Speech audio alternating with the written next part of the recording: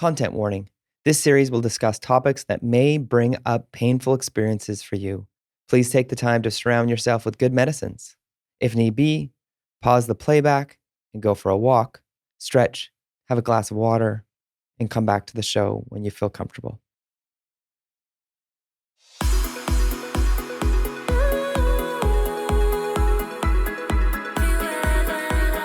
Welcome to the Métis Speaker Series, presented by TELUS. I'm your host, Darian Kovacs.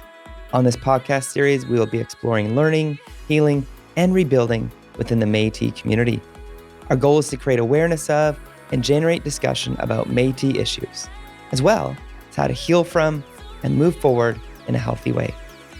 We hope to reduce Métis invisibility in BC through the personal stories from our Métis community members. This show is brought to you by Métis Nation BC, TELUS, and Jelly Marketing. You gave me everything, a love I've never felt. Pixie, thank you so much for being here. Well, thank you for having me. I just want to acknowledge today that I'm coming to you from the traditional and unceded territory, the Sumat, the Matakwe people, and also the lodging home of the Fraser Valley Métis Association, and just a little bit of history as to why we give land acknowledgement to the stewardships of this land is because they took care of it for millennials of time for us to actually lodge here. So I'm honored and humbled to be on this traditional territory, and the traditional territory name is actually Sequential. However, colonial known as Abbotsford, BC. So thank you for having me today. Oh, it's a pleasure. It's a pleasure. Okay, help me understand this. Land acknowledgements for virtual events, should they still happen? I believe if they're done I believe from my opinion, I believe if they are done with sincerity and with respect, it's not ticking a box to me. I think if you're going to stand up and just say, hey, I'm doing this because I was told to, then I would prefer that you chose not to, because you're not doing it in a good way. I do land acknowledgement because they are our family, they are our kin, and we need to acknowledge those voices, and we need them to know that we acknowledge them. It's amazing. I love that someone's going to be listening to this, whether they're walking, in a lake in Ontario, or they're going through the snow in northern BC, or heading to a kind of a friend's barbecue in Spruce Grove, Alberta, wherever you are, or maybe Victoria, BC. It's cool to know that where Pixie is coming from here today. So, and one of the other things, Darren, I'd just like to say is just on behalf of the Halkomelem speaking people, I would like to acknowledge their language as well. And I'd just like to say, Aeswell, Alaptai Telsqui, Pixie Wells. And I'm also going to say this in Michif, Kansai, the Shinnecoshun, Pixie Wells. So thank you for acknowledging the languages that I live on, but also try to speak myself. That's great. That's really awesome. Thank you. You play a really cool role with the Fraser Valley Métis Association. Tell us about that and what that means to you. Well, I play I wouldn't say just me. I have a board and I have a good group of individuals surrounding me and that support me. The role that I do play is the acting president right now of the Fraser Valley Métis Association, which is my heart work, and I'm honored to sit in this role, and I'm honored to see our community move forward in so many ways. We've made a lot of big changes this year, not changes, but we've made a lot of big steps and bold steps, hoping that that's going to change our community, but our children's and families' lives for the future, and hopefully setting those seeds for those things to grow for millennials of time, whether I am sitting in this chair as the acting president of this community or just acting as a community member. So it's amazing. And maybe kind of fills in other community boards that you're on and involved with. Oh, that comes with a long list. But however, I'm again honored and humbled to have the opportunity to be able to give heart work back to my communities. And something that's actually saved my life is my culture. So being able to give back that voice. So I sit on many boards. I sit on the board of Abbotsford for Reaching the Homeless Project. I sit on the 2S LGBTQIA+ Community Advisory Board for MMBC. I also have sat for a voice for La Femme Michif Otapemzawak. on the voice of the 2S LGBTQIA plus and the murdered, missing Indigenous and girls 2S LGBTQ National Action Plan.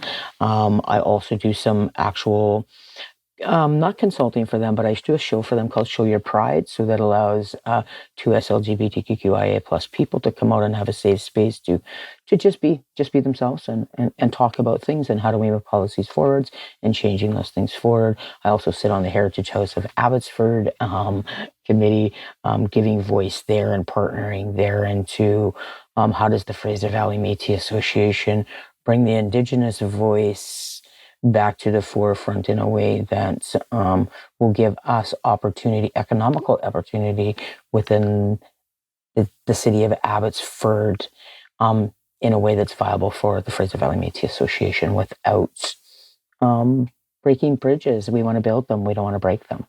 Yeah. Maybe tell me about your role with the missing. Well, I was contacted by President Omeniho to sit and give voice a few years back on the murdered, missing Indigenous women and girls 2S LGBTQIA plus Métis National Action Plan. So I worked on that for about a year. Very interesting. Lots of things came out of it. If you look at the National Action Plan, there's many changes that need to be made, and there was policies that we definitely know that need to be changed, as we know that there's, especially with what's happening today, and we know, like in the light of today, with what's going on in Winnipeg, and understanding that, our women are still going at an alarming rate, and we need to do something about that. And so that's that voice that I try to bring, but also the voice of the 2S LGBTQIA, sometimes that people try to, and it's not miss or forget, it's not as publicized as women. Yeah. And we know that there's a lot of them going missing, and we need to understand too that this isn't just about our women. This is about men too. We have a lot of men that go missing that nobody speaks about, and I think we need to look at, yes, our women are at the forefront, but we also need to look at this from an Indigenous perspective in another form of colonial genocide. I believe in a way that society has been told, or believed to have been told, that this is okay, and it doesn't. Sometimes these people don't matter. Yeah. Wow. Right. So I think there's still a lot of work to do. However, we're doing it, and we're working on it. We're getting the voices out there. Not as fast as we'd like, but changes are happening. So, and again, we need to amplify all of Indigenous voices, First Nations, Inuit, and Métis. We need to stand together in solidarity. And that was the one thing that I admired and honored about going to see the Pope and being one of those people that actually got to be a delegate, that got to go there, was the fact that we had all three nations together for 10 days. And it was an incredible experience to all have a different story, but walking with the same message. And I think we need to do more of that across our nation. Take me there. Take me to that time. Give me maybe a snapshot, or you don't have to describe it. Maybe like a highlight or a visual. Closing your eyes and honestly, getting off in Rome and then getting to the hotel and knowing that all three nations were pretty much at that hotel, and some of the highest chiefs in the land of the nation, and some of, our own President Cassidy Caron, and some of the powerful people from across our own nation there. The Inuit power people were there, and just to break bread and be able to sit with those people and, have sun ceremony and smudging and understanding that we're all brothers and sisters, and we did that very well. And each nation had they had their own story, but we came with a really consolidated message that these are the things that really needed to be looked at and focused, and supporting each other's in consolidating all of those, and in collaboration and supporting each other in those messages as well was very important. To me, I believe the most powerful part for me was, well, there was many, but for us as Métis was when we came out of there and all of the women, when we saw all, we had men there too, but it was very iconic that our nation was being led by the matriarchs and by people that have been forgotten in a sense, as and again, I'm going to bring up the two LGBTQIA plus people who've sort of been eradicated because we were told in the time that we were not a peoples, we were not a thing.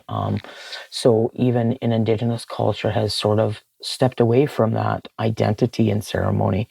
So actually, I felt privileged to be a two-spirit voice there, to be able to walk in my own walk, and nobody stopped me. I was allowed to be who I was. So that was very powerful and very accepting and humbling. And I'm so proud of our nation. I'm so proud that they sent people, not just residential school survivors, but people who also represent an identity that was lost through these engagements with the church. Beautiful. It was powerful. You're gonna make me cry. You mentioned earlier that getting connected to your Métis culture, Métis-ness saved your life. It's huge for you. Tell me about that.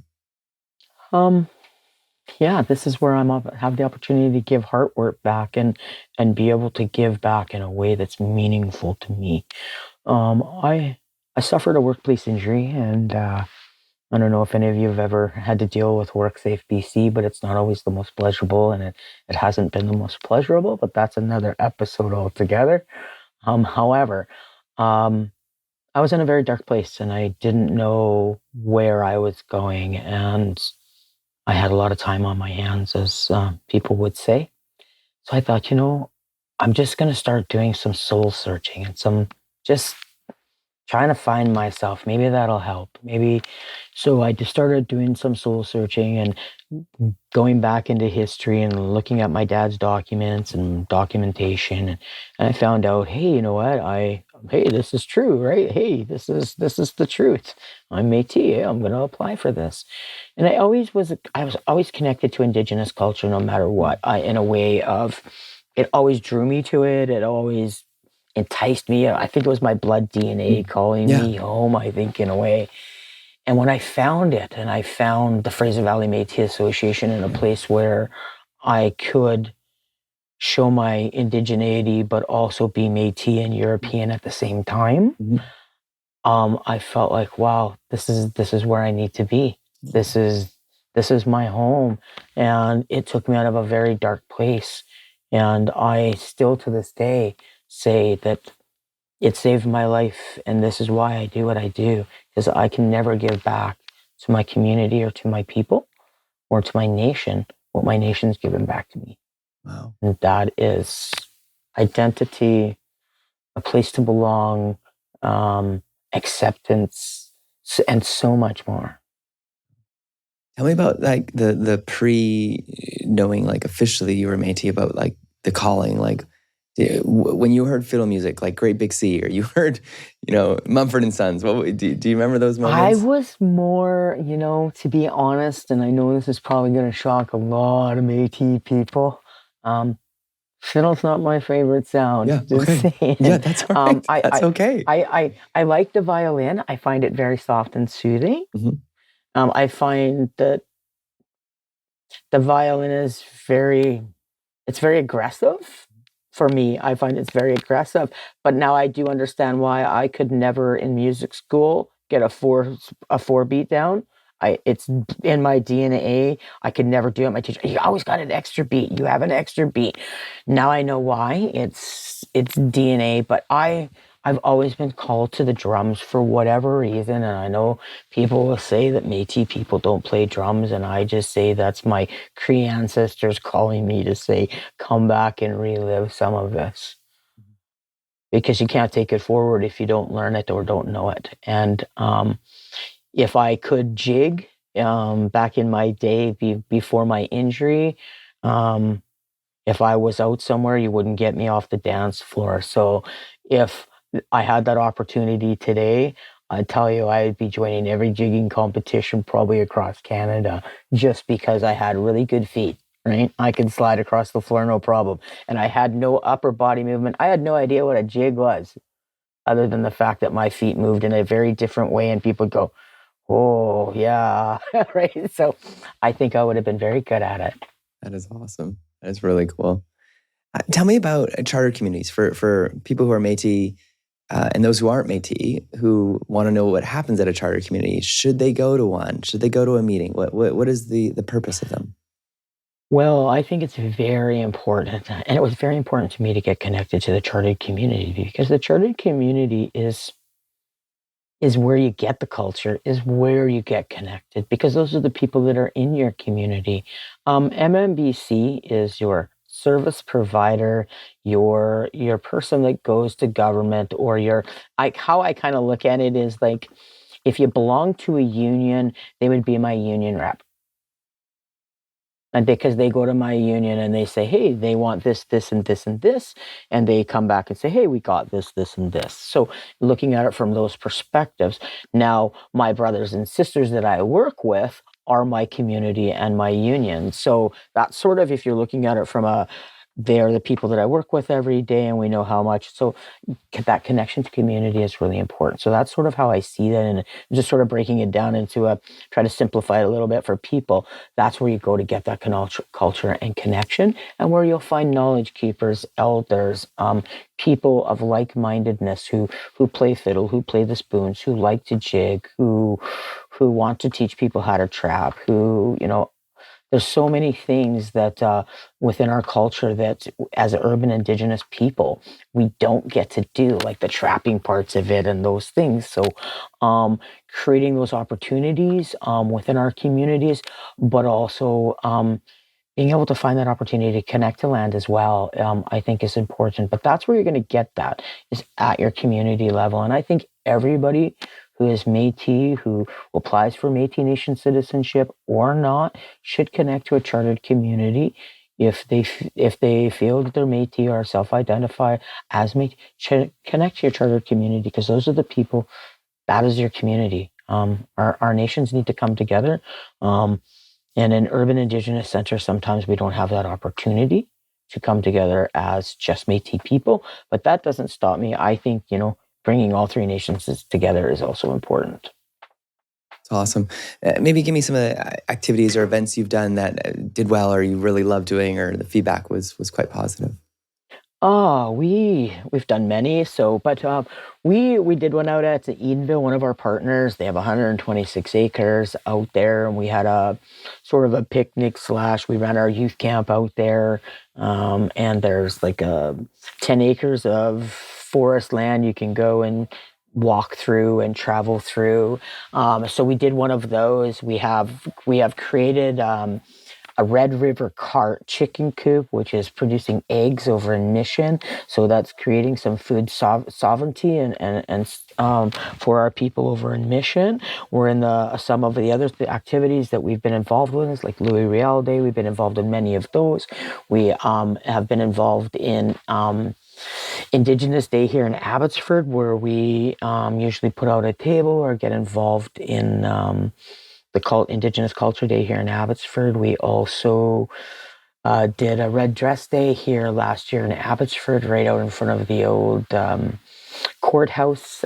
So right on the main street, we hung red dresses. We plan on doing that again next year. So we do a lot of things. We have our Christmas. We just had our Christmas dinner, which, like I said, we spoke earlier. We had the caterer make 480 plates up. We fed 480 plates. Powerful night. We played the spoons. We sang some music with our local, one of our local Mathakwe singers came out, and so we shared food and broke bread, and so it's just so many things. One of the other things that we're in the process of doing, and very happily, is connecting with Heritage House and remodeling some of the old places in Abbotsford so that we can actually have a stamp and say that the Fraser Valley Métis Association is helping to restore the city's history in a way that also will allow us to utilize those properties as cultural hubs or ways to also share culture around the city of Abbotsford, as we were nomadic people and moving around. So I'm thinking, if I can't get a big center, I'll create a ton of small ones. That is awesome. And in a sense, hopefully in a free version, in a way that the only thing that it ends up costing us is materials or those things, because we were involved in the process of remodeling. Those expenditures sort of come with the remodel and the MOU. So that's sort of where we're working towards. We're in the process right now of, we just did South Poplar School, just finishing that one up, and we're in the process of working with Heritage Society in Abbotsford to remodel the Turner House that is now sitting down in Oak Claiborne. It's amazing. It's really cool. Now, Métis people that are listening to this right now and who may have maybe bought a sash at one point or have seen people with sashes or have heard about getting sashed, what does it mean to get sashed, and when and where would someone get sashed? And is that the right terminology, even, getting sashed? Absolutely. I think I think terminology, I think sometimes we get stuck on those things, and we need to remind ourselves that language evolves, we evolve, so things will change. And they may not have called that back in the day when Louis Riel put one on. It was probably more so, for whatever other reasons, right? Like, again, our clothes were so utilitarian. And I'm trying to figure out, how do we go back to that and utilize these clothings as utilitarian tools, right? And because to me, that is sort of it's not the true meaning of what a sash is to me, and I'll explain why. When it's gifted, I've never bought a sash. I've never bought a sash I bought a sash for somebody else because it was for a gift, not because I was buying it for myself. All my sashes have been earned because I believe, and this is my own opinion only, that those are earned, and those are earned by community, by giving back to community. That's how you become part of community. That is that acceptance of, here, we've wrapped a sash around you. No, I kind of look at it in the same respect as First Nations blanketing their peoples. They blanket them and say, we've wrapped our arms around you. We're holding you. We're with you. Our community. Same thing. When we wrap our sash around our communities and our people who have done things for our communities, we are telling them that we are with them. We support them. We love them. Thank you. Here's our bear hug sash. Or here is that connection to us that says thank you for everything that you're doing. And we hold you up. Amazing. And that's what sashing means to me. Nobody gets to buy one in our chartered community. They're gifted. It's amazing. And what does that look like when you gift it to someone, or when you present it to someone? Usually how we do that, like last night, I had the opportunity, very honored and humbled as the president of the Fraser Valley Métis Association. One of our chartered community members had reached out, and her son was having a naming ceremony. He was getting a Helka Malum name. Little 5-year-old boy. So we went and we took a sash, and all the Helka Malum and other nations were being wrapped in blankets. So we took our young boy and we wrapped him in the sash and wrapped him up in the sash. And so that is sort of the same meaning in that sense of, and being prideful that this is a ceremony too, right? So we stand them up, we celebrate them. Now, if it was in community, we'd bring them up to the front at a local gathering, or, maybe have a special luncheon for them and honor them in a way that's,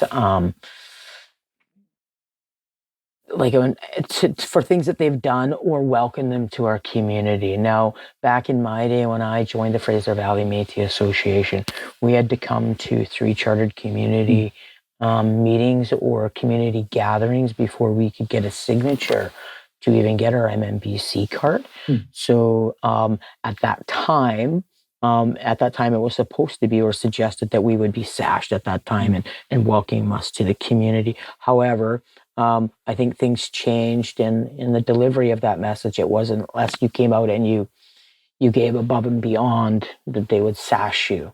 Because sometimes getting connected to your community means you have to come out and give a little bit. It's not just coming out and saying, hey, I'm going to come out for a potluck and that's it and see you once a month. Yeah.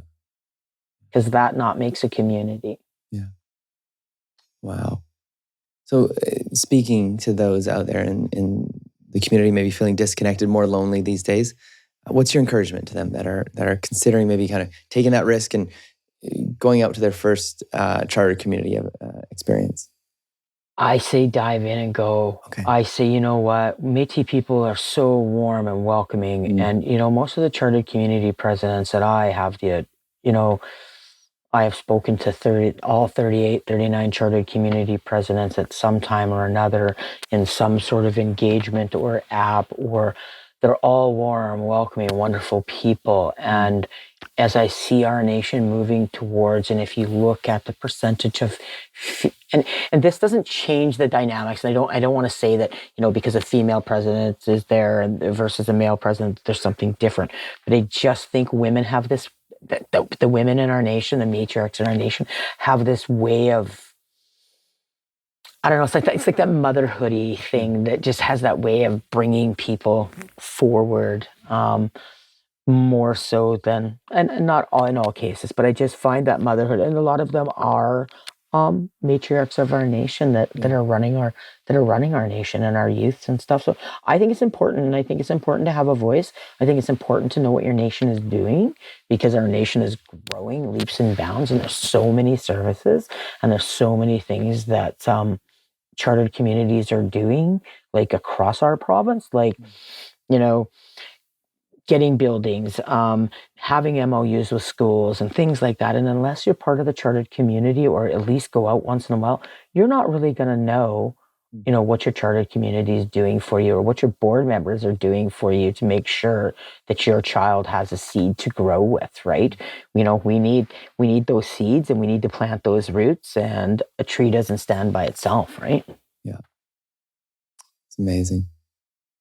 Pixie, what else would you want people to know? What do you want to share with listeners? What else would I share? I would just say that, I think learning our language a little bit and being able to say a few words or Michif language, I think it's really important that we push at those levels, at city levels and at school levels, that we have that voice, and we make sure that we're sitting at as many tables as possible, but not just bringing our voice. Because I'm a huge advocate for the fact that if I'm sitting at a table, I'm not a tick of the box that says I've dealt with Indigenous people. I am that person that says, I am of Métis voice, but where is the Inuit or the First Nations? Because I don't speak for them, and nor will I. However, I will amplify their voice at the table, and I will make sure that it's there. And I also amplify for the people's voices that aren't at most tables, like the 2S LGBTQIA plus people, or people who suffer, that don't have a voice, like people with disabilities or ability issues, that aren't always called to the table, or their families who are looking after a child has ability issues. Nobody is saying to that family, hey, please come to the table and give that voice. Please come to the table and say, how do we help you? How can we help your Métis child? And those are the things that I'm advocating for, is to make sure that every voice across our nation, across our province, is amplified in the way that it needs to be amplified. See, that's awesome. Such a pleasure to have you on the show today. Thank you. Thank you for having me. This was wonderful to be here. And just have a casual conversation. It's wonderful. And then people are listening in, wherever they are. It's been a pleasure to be with you, and it's always a pleasure to see you as well. Thank you, Pixie. Thank you for joining us this week on Métis Speaker Series, and we'll see you next time on the show. We'll see you. Merci. Hi, all my relations.